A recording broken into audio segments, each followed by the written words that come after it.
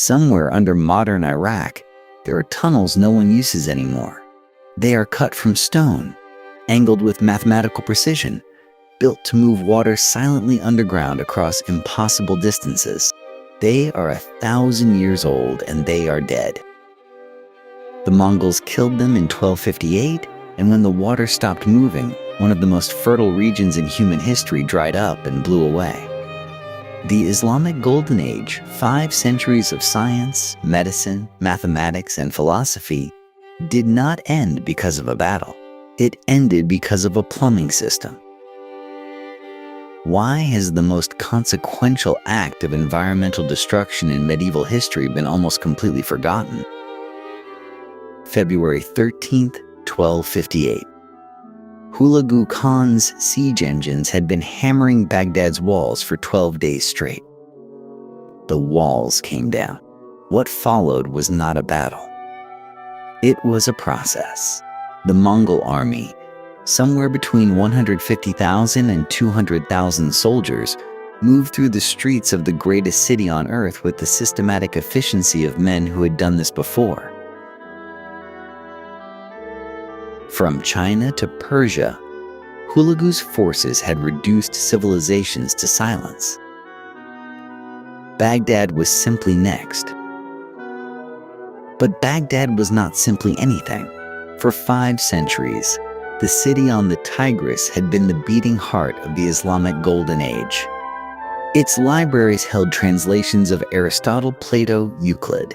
Its scholars had invented algebra, mapped the stars, described the circulation of blood, and preserved ancient knowledge that Europe had long since forgotten. The House of Wisdom alone contained hundreds of thousands of manuscripts. Doctors, astronomers, mathematicians, philosophers worked within its walls. Baghdad was, in the truest sense, where human knowledge lived. Hulagu Khan did not care. His soldiers killed for 6 days without stopping. The estimates range from 200,000 to 800,000 dead. The streets ran with bodies. The Tigris, by every account from survivors and historians of the era, ran dark with ink and blood in equal measure, because as the soldiers burned the libraries and threw the books into the river, the water turned black from the ink of manuscripts that had taken generations to copy by hand. Read that again. The river ran black with ink. At the center of all of it was Caliph al-Musta'sim, the last ruler of the Abbasid dynasty, a line of caliphs stretching back 500 years. Hulagu had him rolled in a carpet and trampled by horses. The Mongols believed royal blood must not touch the earth, so they killed him without spilling a drop. A technical mercy with no actual mercy in it. With al-Musta'sim died the Abbasid Caliphate, the symbolic heart of Sunni Islam, gone, and the Muslim world would never again unite under a single caliph with real authority. That wound never fully healed. But the scholars, the books, the accumulated knowledge of 500 years, that loss was something different, something harder to calculate and slower to understand. The men who escaped carried almost nothing. The manuscripts that survived were the ones hidden, the ones already copied and sent abroad, the ones luck protected. Most were ash or river silt or gone. Here is what no one knew yet. Under the fields surrounding Baghdad, in the irrigation networks that had kept this civilization alive for millennia, something else was dying. Something that had taken longer to build than any library. And its destruction would finish what the swords had started. In 762, the Abbasid Caliph al-Mansur stood on the western bank of the Tigris and declared this the place. His architects drew a perfect circle.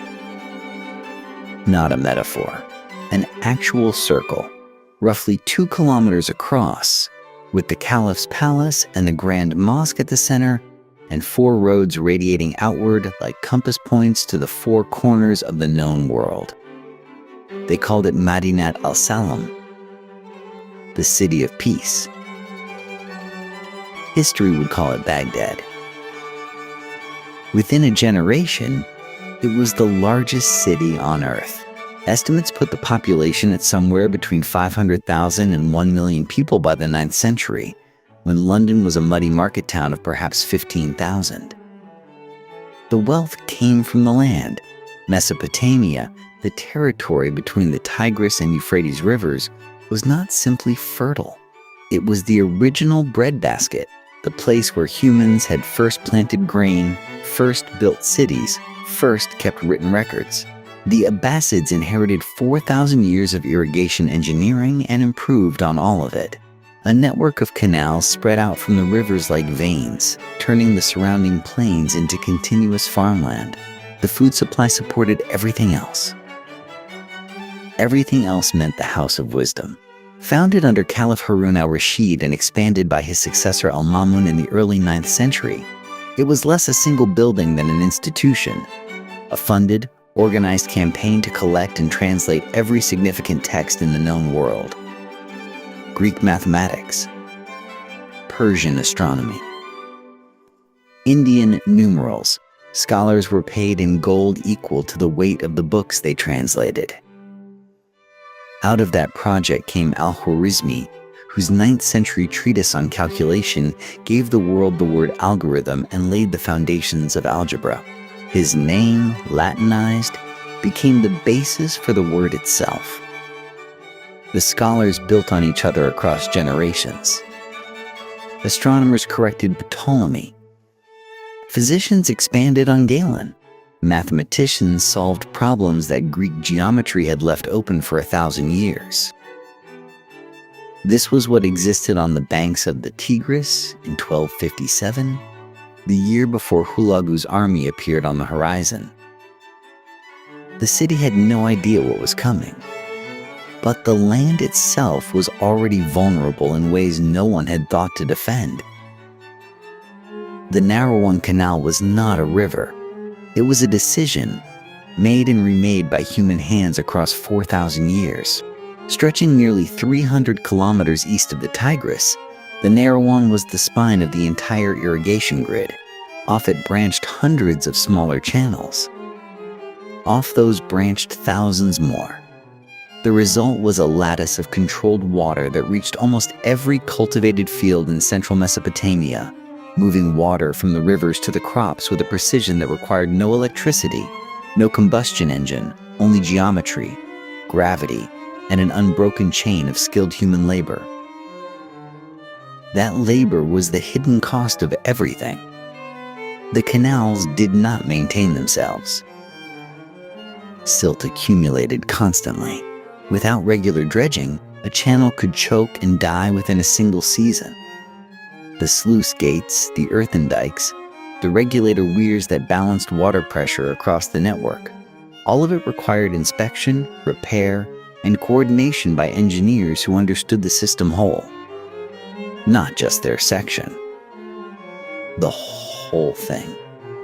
Because a blockage upstream could flood a district downstream within days.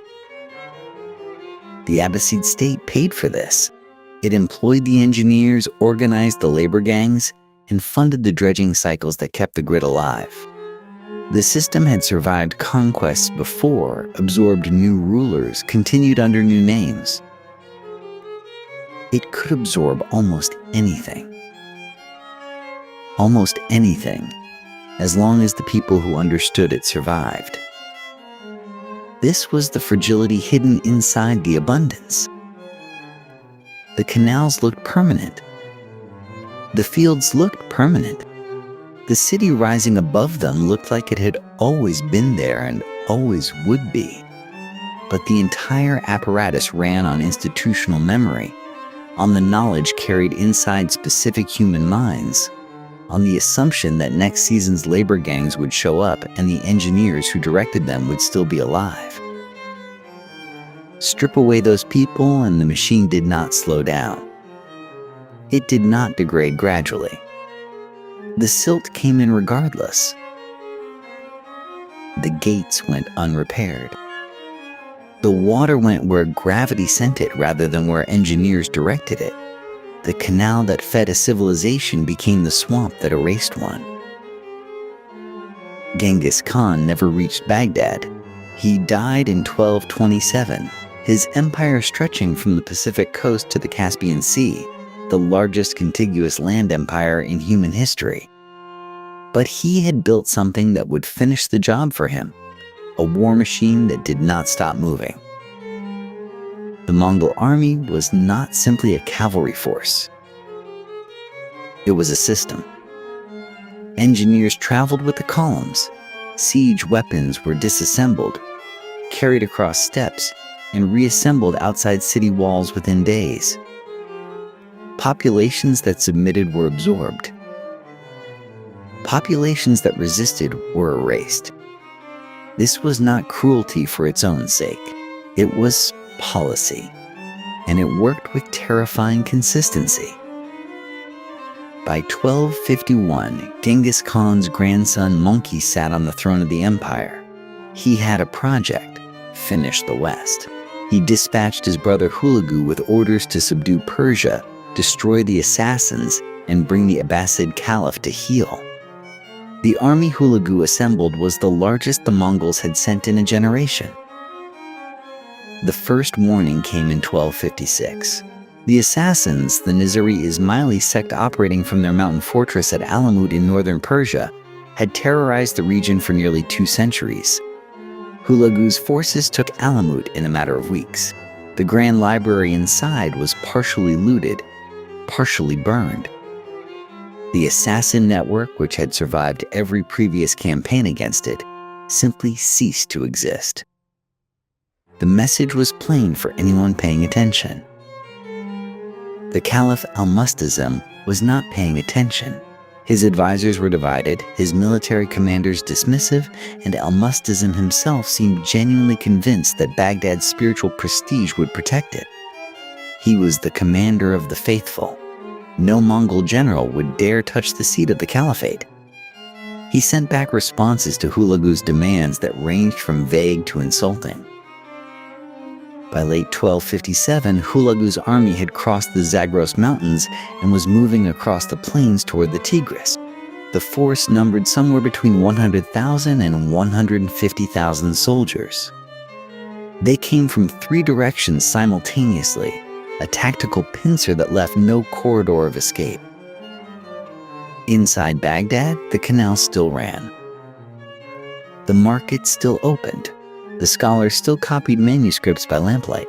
None of them knew they had 3 months left. The eastern wall of Baghdad broke on the 11th day of February, 1258.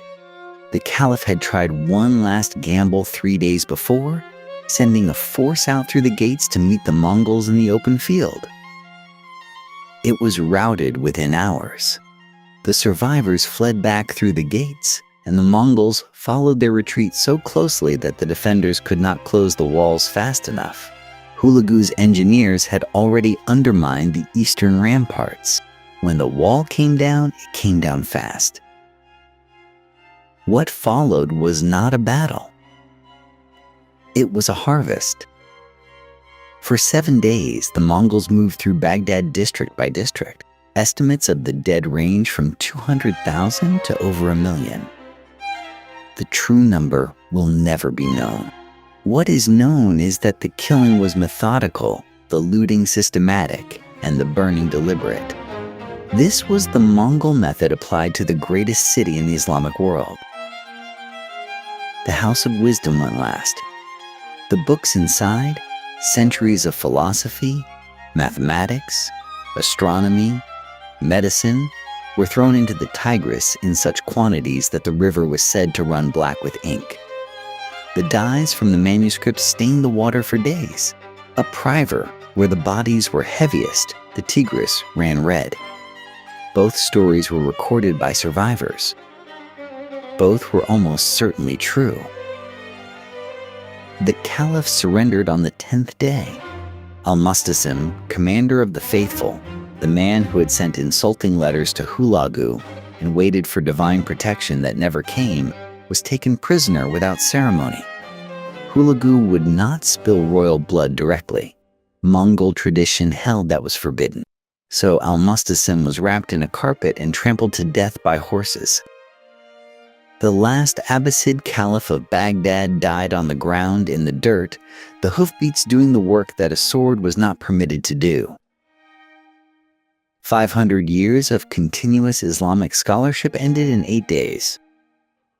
The libraries were gone. The scholars who survived scattered east and west, carrying what they could remember and whatever manuscripts they had managed to hide. The city that had translated Aristotle, mapped the stars, and named the algebra would not recover in their lifetimes, or their children's lifetimes, or their grandchildren's. What the Mongols left behind was not a conquered city. It was an absence. The Muqannets had kept Mesopotamia alive for 4,000 years. These were the engineers, the dredgers, the men who understood the precise pitch of a canal bed, who knew when a dike needed reinforcing and which headworks controlled the flow to which fields. They passed the knowledge down through apprenticeships, father to son, master to student.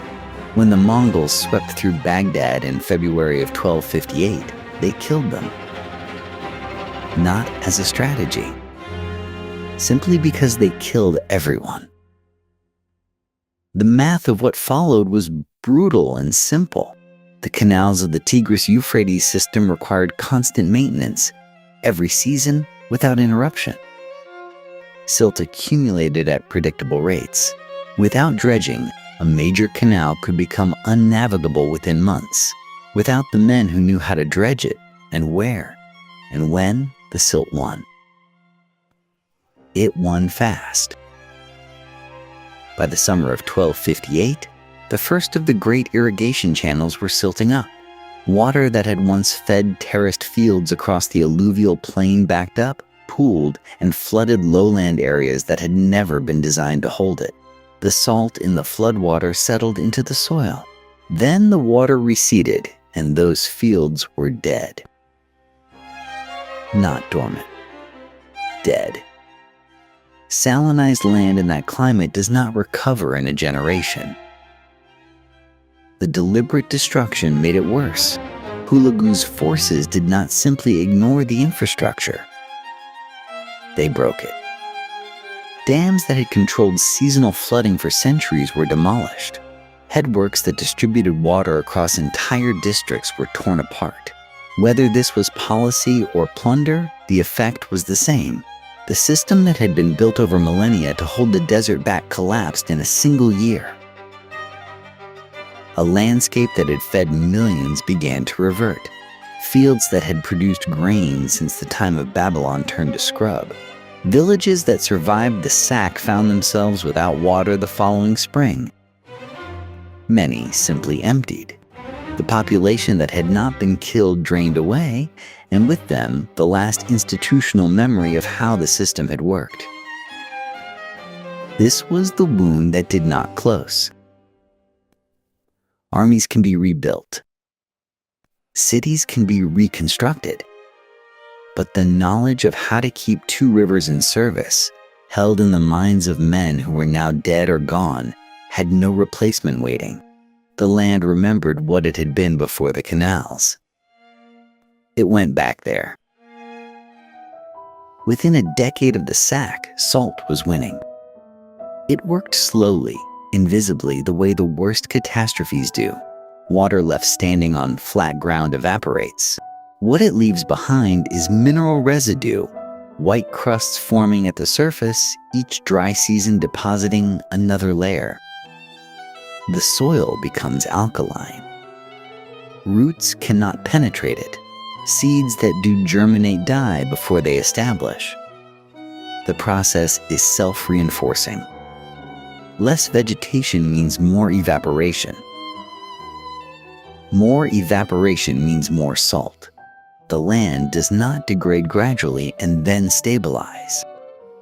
It degrades and keeps going. Across the Tigris-Euphrates plain through the 1260s and 1270s, this is what happened to field after field. The Arabic geographers who had documented the region a century earlier had described a landscape of orchards and market gardens, wheat in quantities that supplied cities across the Islamic world. By the end of the 13th century, those same zones were producing almost nothing.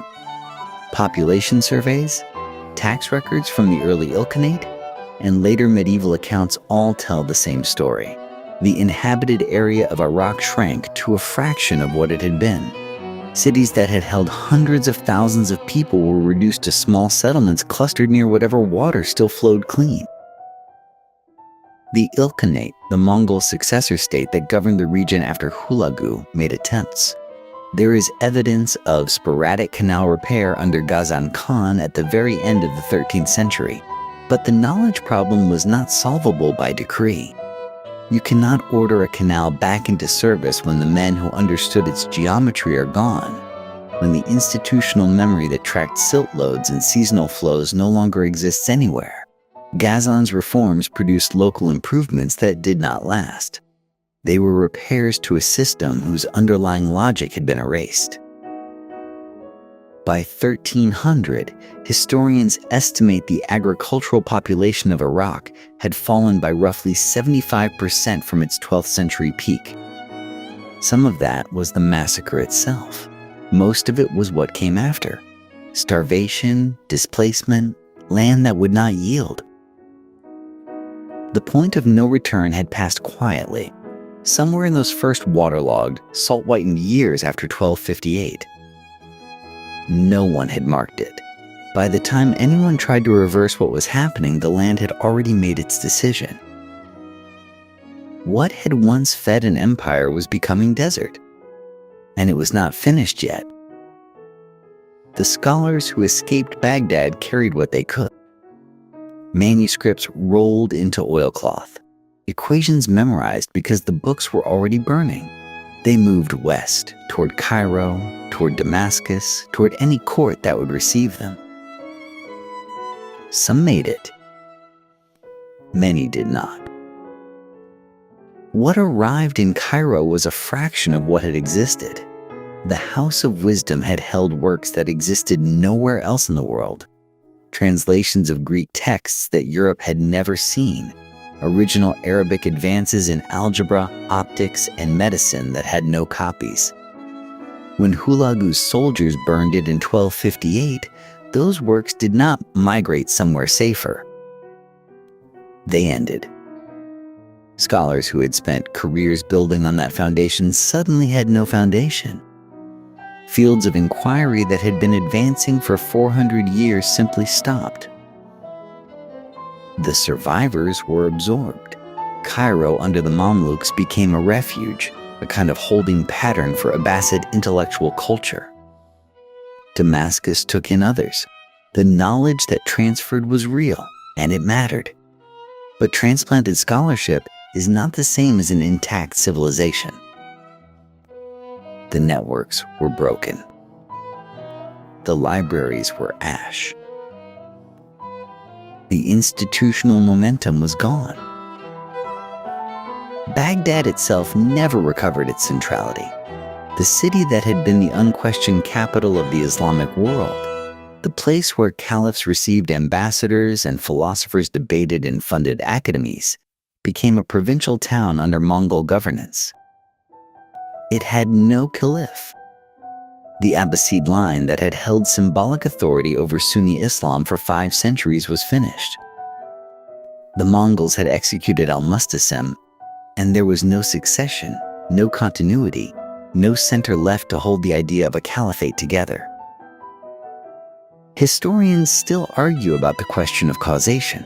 Was the Golden Age already declining before 1258? There is evidence of political fragmentation and internal pressure in the decades prior. Some scholars argue the Mongol invasion accelerated an ending that was already approaching. But acceleration is not a minor distinction. A civilization contracting over generations gives scholars time to preserve, to relocate, to rebuild. What happened in Baghdad gave them days. The knowledge that was lost was not recovered. The manuscripts that burned in 1258 are still gone. The question is not whether the Golden Age ended. It is whether anything could have been saved if the men making decisions in the months before had understood what was coming. Some of them did. The land between the Tigris and the Euphrates was once the most productive agricultural zone in the ancient world. For 3,000 years, farmers fed empires from it. Today, large stretches of central Iraq are salt flat and scrub, too degraded to farm, too depleted to recover without infrastructure that does not exist. That is not a coincidence. That is 1258. The Khanate system the Mongols destroyed was not just engineering. It was accumulated knowledge, built up over centuries by people who understood exactly how much water to move, at what angle, through which soil. When Hulagu's forces tore through the levee network, they did not simply flood fields. They collapsed the invisible architecture that made civilization in that region possible at all. Nobody wrote down the full specifications. Nobody needed to. The engineers were there. Then they were not. The caliph could be replaced by a symbol, a successor, a story. Irrigation engineers could not. The water did not come back. The soil, starved and then drowned, crusted with salt. Fields that had produced grain for Babylon and Persia and the Abbasid court went fallow within a generation and have largely stayed that way. This is what makes the Mongol invasion of 1258 genuinely singular in the catalogue of historical catastrophes. They did not intend to destroy the agricultural foundation of the Middle East. They intended to conquer a city. The long-term damage was accidental, a byproduct of warfare applied to a landscape that had no tolerance for that kind of violence. The Mongols moved on. The land did not recover. 7 centuries later, that is still the inheritance. Not the burning of books, though that was real. Not the death of a caliph, though that mattered. The deepest wound was infrastructural, quiet, and permanent. Civilizations are not destroyed by the things that make headlines. They are destroyed when the systems nobody notices stop working. Baghdad showed the world what that looks like. The desert has not forgotten, and neither should we.